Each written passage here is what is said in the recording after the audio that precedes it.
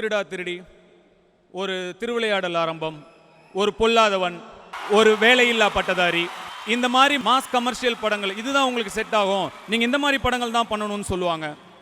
கொஞ்சம் பேர் வந்து 3 மயக்கம் என்ன, ஆடுகளம், அசுரன், இந்த மாதிரி பர்ஃபார்மன்ஸ் ஓரியன்ட் படம் நீங்கள் பண்ணுங்க, பெர்ஃபார்மிங் ஆக்டர்ஸ் தான் கம்மின்னு சொல்லுவாங்க. கொஞ்சம் பேர் வந்து யாரடி நீ மோகினி, உத்தம புத்திரன், திருச்சிற்றம்பலம்,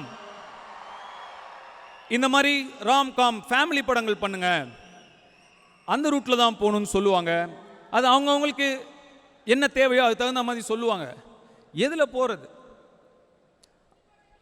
என் ஃபேன்ஸை நான் ரொம்ப அழகாக குழப்பி வச்சுருக்கேன், என்கிட்ட இருந்து எப்போ இருந்து என்ன வேணால் வரும்.